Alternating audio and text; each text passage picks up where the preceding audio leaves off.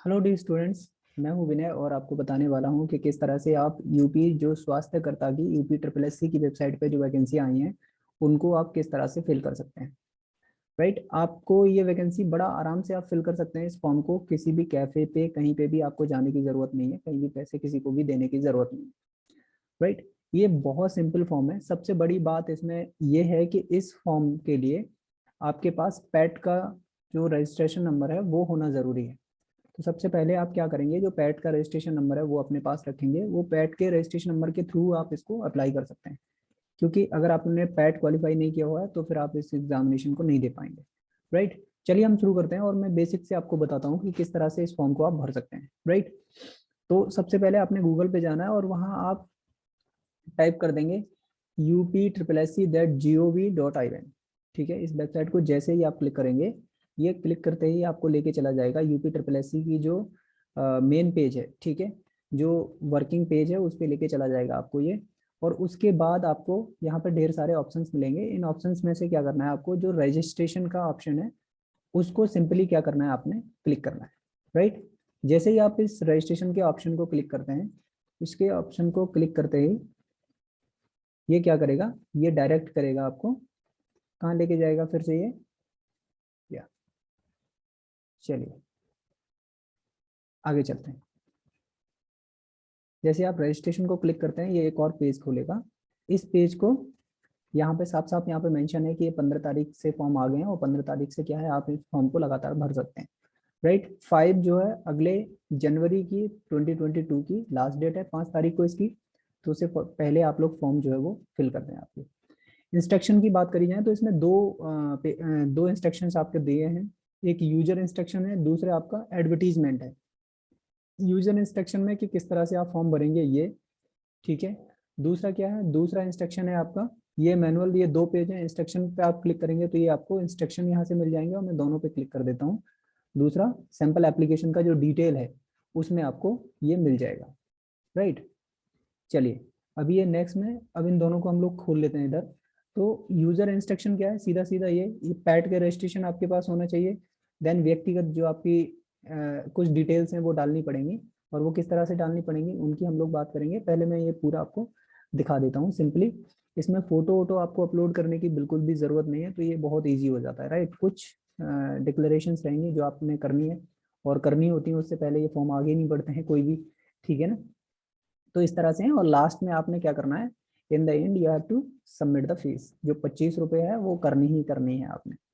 ठीक है, अब इसको अगर जब भी आप फॉर्म को इसको भरेंगे, राइट, सबसे पहले क्या है, आप कहाँ जाना पड़ेगा, आपको कैंडिडेट रजिस्ट्रेशन पे। इस पे जैसे ही आप कैंडिडेट रजिस्ट्रेशन पे क्लिक करते हैं तो ये कहाँ लेके जाएगा आपको, कैंडिडेट रजिस्ट्रेशन पे क्लिक करते ही ये लोग ये इधर पहुंच जाएगा। ठीक है, चलिए मैं फिर दोबारा से इसको पहुंचा देता हूँ। ठीक है, ये यहाँ से आप अप्लाई कर दीजिए। अप्लाई करते ही आपको और नीचे एक director general family welfare Uttar Pradesh Lucknow ये एक पेज मिलेगा। यहाँ से आप वैकेंसी कितनी है, टोटल वैकेंसी क्या है, कितनी है, वो सारी की सारी यहाँ से देख सकते हैं। वो हमारा विषय नहीं है अभी दिखाने का, वो आप बाद में भी देख सकते हैं। मैं नहीं चाहता बहुत ज़्यादा बड़ा हो ये वीडियो।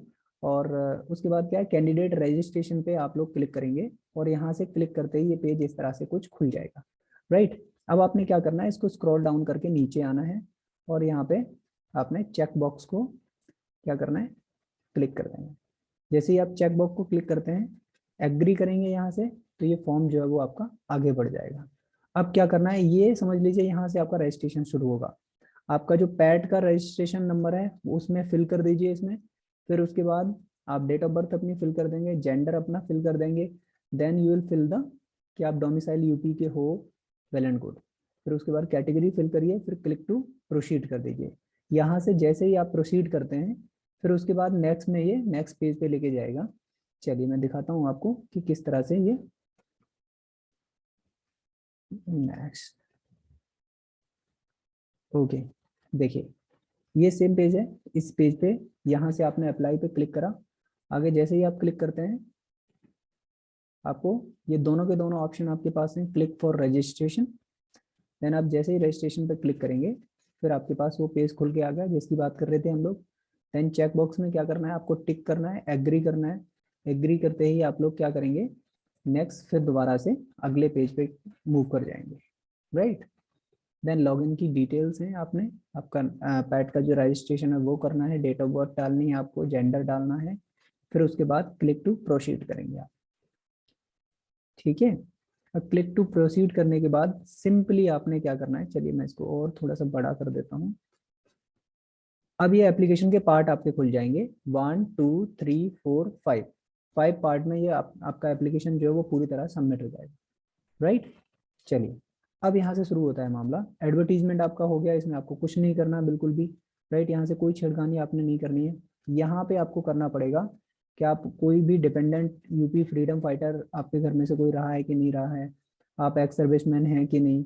राइट, यहाँ पे हैंडीकैप का अगर कोई कोटा वोटा आपके पास है तो वो आपने टिक कर देना है। उसके बाद होम स्टेट आपने जो भी होम डिस्ट्रिक्ट है वो पहले से रहेगा, और बाकी ये जो मोबाइल नंबर है उसको आप चेंज नहीं कर सकते, ये पहले से ही पड़ा हुआ मिलेगा आपको। सिर्फ आपने क्या करना है, आपको सिर्फ डेट ऑफ बर्थ डाल देनी है, जेंडर डाल देना है, ये जो आपने रजिस्ट्रेशन में पड़ा हुआ था आपका वो। ठीक है, देन नेक्स्ट हम लोग बढ़ते हैं किस पे, हाई स्कूल की तरफ। हाई स्कूल आपने कब करी थी वो, ठीक है, ये रोल नंबर आपका हो गया, परसेंटेज, टोटल मार्क्स कितने थे वो भरे जाने हैं, देन इंटरमीडिएट। राइट, चलिए अब आगे चलते हैं नेक्स्ट में। अगर आप पहले कहीं एक्सिलरी नर्सिंग का आपने कोई जॉब करी है कहीं पे एएनएम की, तो आपने ये फिल करने हैं यहाँ पे ऑप्शन, नहीं करिए तो फिर आगे से आगे बढ़ जाना है। देन कैंडिडेट ने इंटरमीडिएट की डिटेल यहाँ पे फिल करनी है। राइट, इंटरमीडिएट में जो आपका जो बोर्ड था आपने करी है, यस यहाँ पे करिए, फिर आपने बोर्ड भरना पड़ेगा, ईयर ऑफ पासिंग, फिर टोटल मार्क्स कितने थे उसमें से कितने मार्क्स आपके आए वो फिल करने हैं। देन ऐसे ही सेम टू सेम आपका जो एएनएम है, एएनएम में आपने, एएनएम में किस स्कूल से आपने या किस कॉलेज से करी है वो, किस ईयर में करी है, सर्टिफिकेट नंबर आपने भरना है, फिर सर्टिफिकेट नंबर के बाद इशू होने की डेट आपको फिल करनी है।